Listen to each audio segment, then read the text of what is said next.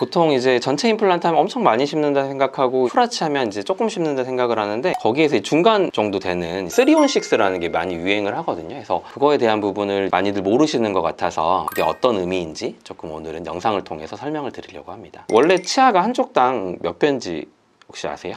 해본 적이 없어서 네. 오른쪽에 7개, 왼쪽에 7개 이렇게 해서 한쪽당 총 14개, 총 28개인데요. 그래서 만약에 14개를 안 만들고 12개만 만들면 씹는 힘이 괜찮을까요? 아니면 불편할까요? 엄청 불편할 것 같은데. 보통은 이제 불편할 거라고 많이들 생각을 하시는데요. 12개 치아만 생겨도 크게 불편하지 않습니다. 14개를 만들면 당연히 좋겠죠. 이제 저작 효율이 좀 더 올라가는 부분이 있는데 연구 논문에 따르면 12개만 가지고 이제 실험을 했을 때 씹는 저작 효율이 90%에 달한다고 하거든요. 그래서 이제 치료할 게 많으면 저희 치과에서는 굳이 14개 치아, 맨 끝에 어금니까지 안 만들고 뒤에서 두 번째 큰 어금니 거기까지만 만들라고 해서 총 12개의 치아만 많이 권해드리는 편입니다. 그래서 이런 근거로 나온 방법이 외국에서 유행하는 3on6라는 방법인데요. 사진을 보면서 설명을 드리면 총 12개의 치아를 만드는데 앞쪽에 2개를 심고 어금니 쪽에 2개를 심어서 3조각으로 만든다. 그래서 3on6라고 말을 하는 거거든요. 임플란트를 최소로 심는다는 부분에 있어서 어떻게 보면 좀 프라치랑 좀 겹치는 부분이 있는데요. 프라치는 제가 예전 영상에도 설명드렸다시피 뼈가 너무 많이 있는 경우에는 여기 보시는 사진처럼 경계부가 보여도 굉장히 안 예쁘거든요. 그래서 뼈가 없을 때 치아가 이렇게 길어 보이지 않게 이렇게 잇몸까지 만들 때는 프라치를 하는 건데 이제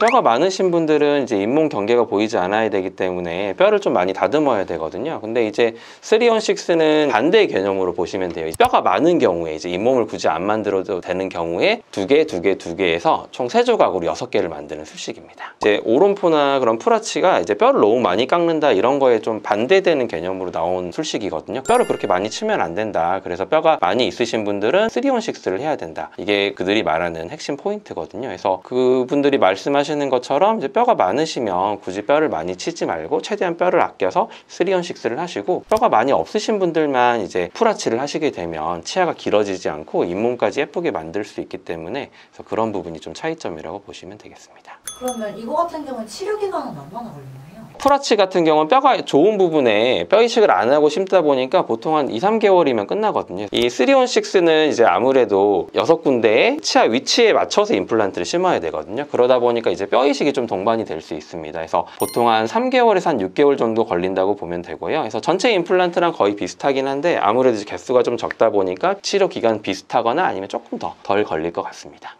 근데 아까 뼈가 있는 경우에 하는 게 3on6라고 하셨잖아요. 네. 근데 뼈 이식을 하는 경우가 종종 있다는 건 무슨 말씀이세요?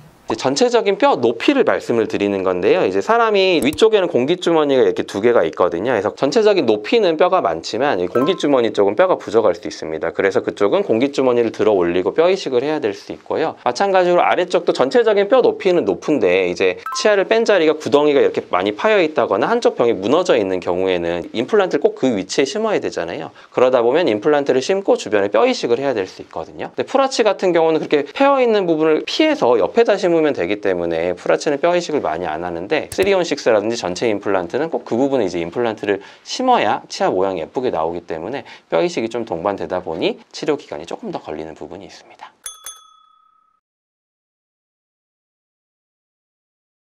그냥 쉽게 한 번에 정리를 드리면 일단은 틀니를 끼시는 분들 같은 경우 이제 뼈가 많이 내려갔잖아요. 그렇게 전체적인 높이가 많이 내려가서 뼈가 없으신 분들은 프라치 임플란트를 하시면 좋겠고, 그 다음 이제 전체적으로 뼈 높이가 높다. 그런데 이제 아무래도 비용적으로 좀 여유가 있으면 14개를 다 만드는 전체 임플란트를 하시면 좋겠고, 비용도 조금 부담이 되시고 그렇다고 이제 프라치를 할 정도로 전체적인 뼈가 내려가지 않으신 분들은 3on6라는 대안을 조금 하시면 좋을 것 같습니다.